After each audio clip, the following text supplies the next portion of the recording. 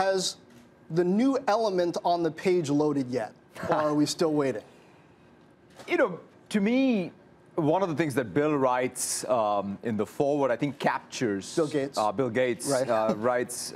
It captures, I think, the essence of hit refresh and the logic behind it, which is, you know, you got to be smart so that the page load time is fast. That means you don't want to change everything. You want to change the things that matter the most to be able to really go after the new concepts. See, culture and culture change is in support of, in our case, innovation. And in tech, there is no such thing as a constant.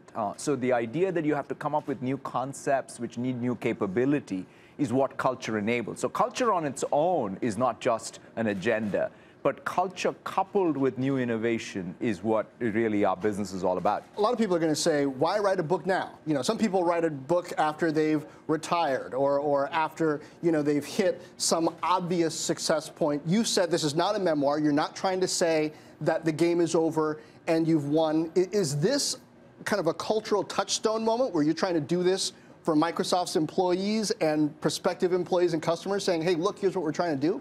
I mean, you're right, because most business books are written, you know, looking back, either as grand successes or grand failures. One of the things that I felt was, as we are going through this process of transformative change amongst transformative technology change, how do I reflect on that process? That's more this book. And this entire metaphor of even hit refresh is we as individuals are dealing with change all the time. And we're hitting refresh. We learn from it. The same is true for organizations. And same is true for our society. So while in the midst of it, so to speak, in the fog of war, what are the reflections? So this is clearly not some destination that has been reached, but it's more a process of continuous renewal. One of the challenges that you talk about in the book is privacy versus security. We've just had the CEO of Equifax resign in the wake of that huge data breach, 143 million accounts compromised. Maybe not on paper the worst privacy breach ever, but I would argue it is the worst in terms of the impact on consumers. Is Microsoft paying enough attention to technology's potential dark side, even as you look ahead to artificial intelligence and some of these other technologies, to prevent the equivalent of an Equifax happening 10 years down the line in the AI era? It's a very important question. There's no doubt that as every part of our life and every part of our economy increasingly is driven by software and is becoming digital, cybersecurity is top of mind. In fact, if I look back, with any new technology, there's always going to be the dark side. After all, with the telegraph, there was wire fraud. We had to come up with both the laws as well as technology to deal with it. And I think that same is going to be true with whether it's with AI or cybersecurity. To me, at Microsoft, one of the things that we have to really step up to, and this is something that even we started 15 years ago, is the core security of our products has got to be a top priority. We are, after all, the first responders. And so, therefore, really being on top of our game on a continuous basis. Because it's often said of the internet, oh, it wasn't built for security, right? If it had been built inherently secure, that would be better.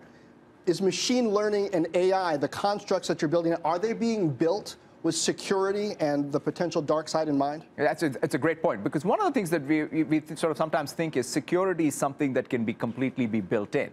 Clearly, there is a way for us to secure the protocols, the data, and so on.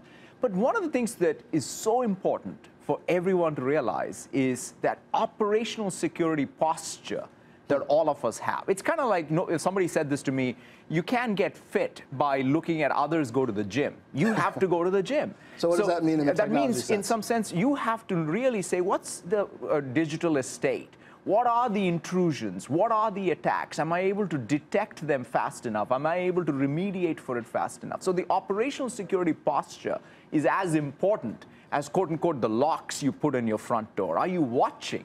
And in some sense, that's an intelligence game. So I'll give you an example. At Microsoft, for example, when you're using one of our cloud services, the fact that we see 1 billion+ endpoints and what's happening at them in real time. We use the intelligence from that to secure our cloud.